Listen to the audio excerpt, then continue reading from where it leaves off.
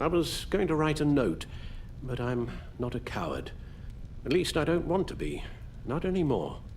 Then again, this won't be the first time I've found my courage in a single malt. Courage for what? Saying goodbye. I'm leaving, Bruce.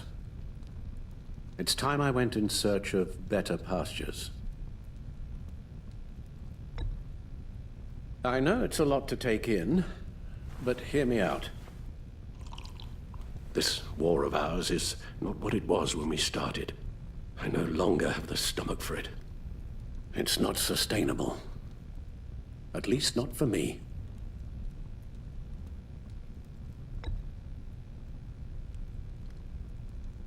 I know what you're thinking, but please, hear me out. Our mission used to be so clear.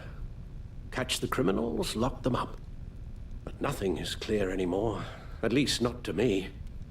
Now everything has become so gray. Gray? Talk to me, Alfred.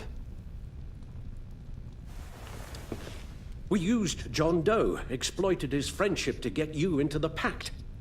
We took advantage of someone you met in an asylum, for God's sake.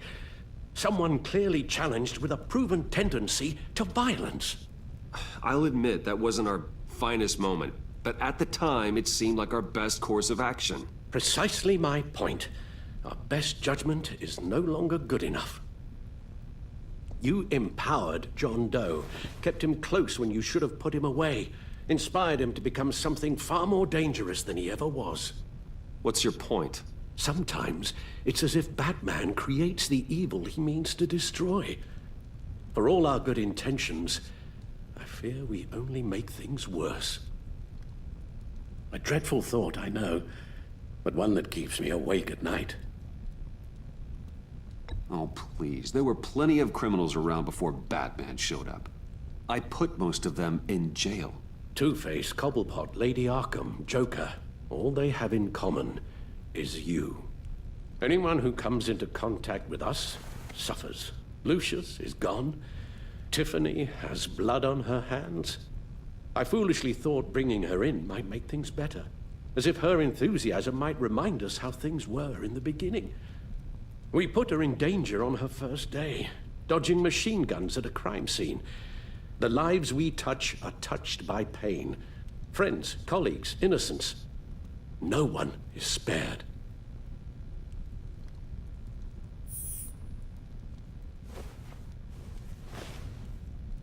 You won't have to hear much more from me. One thing is for certain, my tremors are gone. That's great news, Al. They stopped the minute I made the decision to go. I thought it was the kidnapping with Lady Arkham that caused them, some kind of residual trauma. But I had it wrong. This sense of powerlessness I've been feeling, it came from something I saw in you.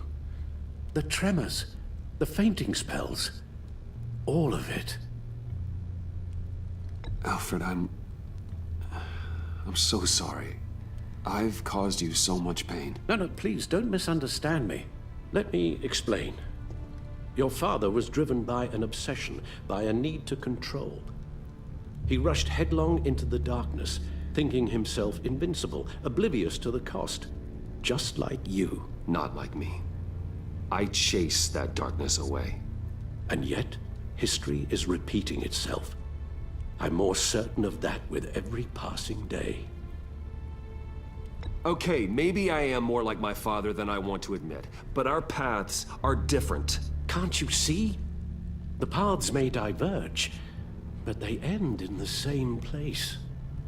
Face down in an alley, shot in the dark by criminals in some godforsaken corner of Gotham. I won't be witness to that. I won't bury you, too. I stood by and did nothing while Thomas destroyed himself, along with everything he loved. I enabled him, like I'd been enabling you. Realizing this, I've never felt so helpless. I wanted things to be different for you, my boy. You deserved a better life than the one I gave you. I failed you, and for that I'm sorry. We failed each other, Alfred. My obsession, my relentless effort to stop crime. I should have seen the harm it was causing you. A father takes care of his son, Bruce. Guides him through the world. Not the other way round.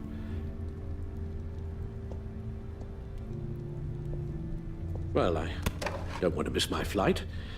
There's always traffic around the airport.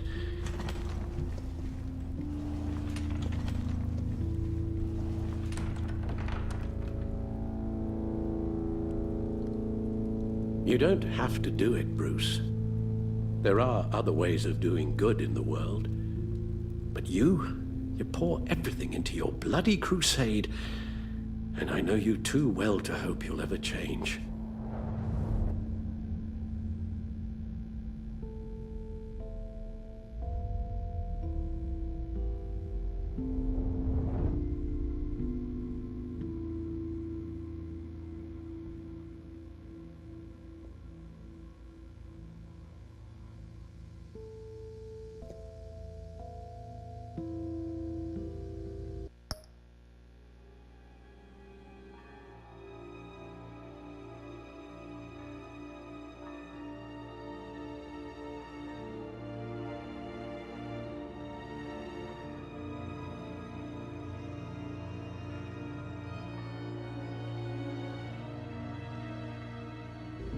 You're right, Al.